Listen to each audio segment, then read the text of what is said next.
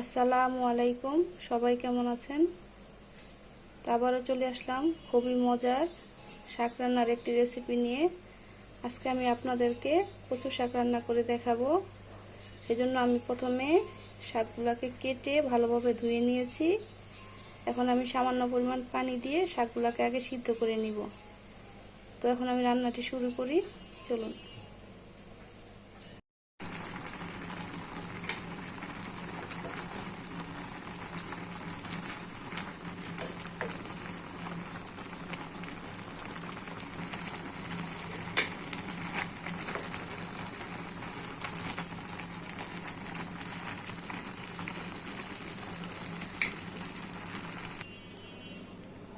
কচু শাকগুলো সিদ্ধ করা শেষ।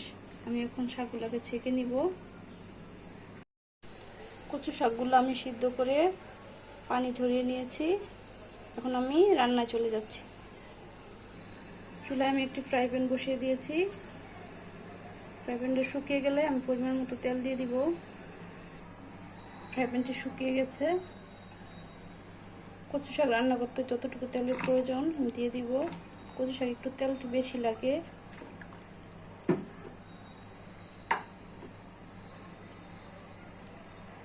তেল গরম হয়ে গেছে। এখানে আমি বড় সাইজের একটি রসুন নিয়েছি, 3টি তেজপাতা আর 4টি শুকনো মরিচ দিয়ে দিব।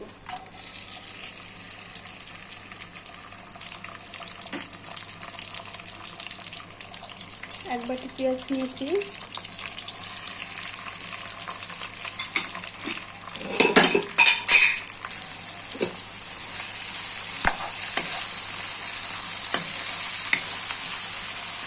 শাকের মধ্যে পেঁয়াজ রসুন এগুলো একটু বেশি লাগে, আর কচু শাকের রসুনটাও লাগে একটু বেশি।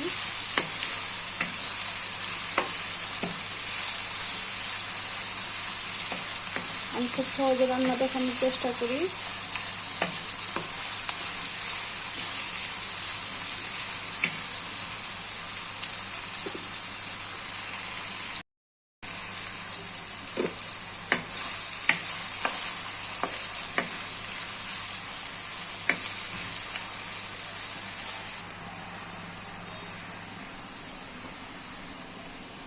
দেড় চামচ পেঁয়াজ বাটা, চা চামচের 1.5 চামচ পেঁয়াজ বাটা, 2 চামচ রসুন বাটা, আর 1/2 চামচ আদা বাটা দিয়ে দিই।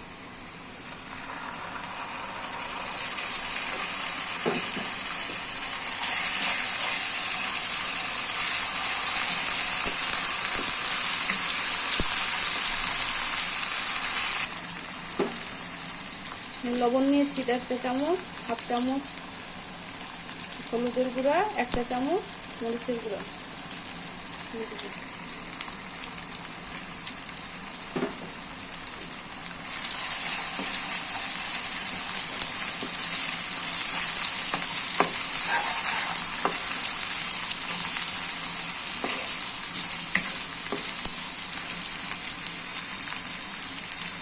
সামান্য পরিমাণ পানি দিয়ে আমি মশলাটাকে ভালোভাবে কষিয়ে নিব।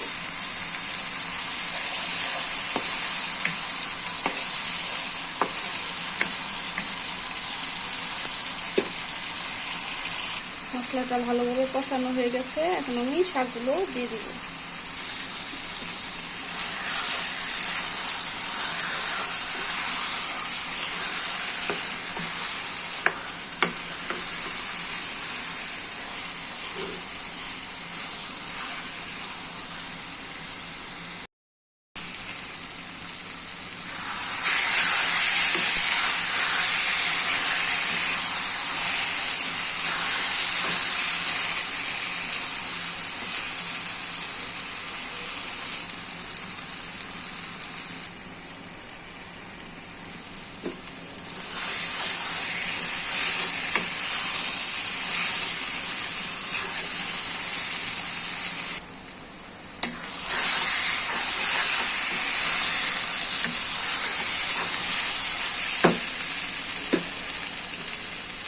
এখানে আমি 4 চামচ চিনি নিয়েছি।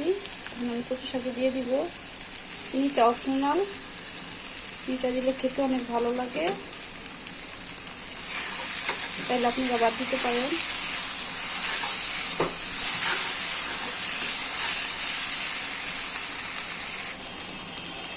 শাক রান্না প্রায় শেষ।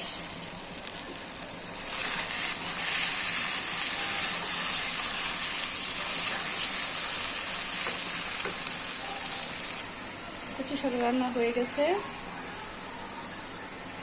পরিবেশন করে দেখাচ্ছি। কচু শাক রান্না আপনাদের কাছে কেমন লাগলো? যদি ভালো লাগে রেসিপি, তো আপনারা এইভাবে বাসায় রান্না করে খেয়ে দেখবেন। আর ভালো লাগলে আমাকে কমেন্ট করে জানাবেন, আর আমার চ্যানেলটিকে সাবস্ক্রাইব করবেন। আর যারা আমার চ্যানেলটিকে সাবস্ক্রাইব করেছেন তাদেরকে অসংখ্য ধন্যবাদ।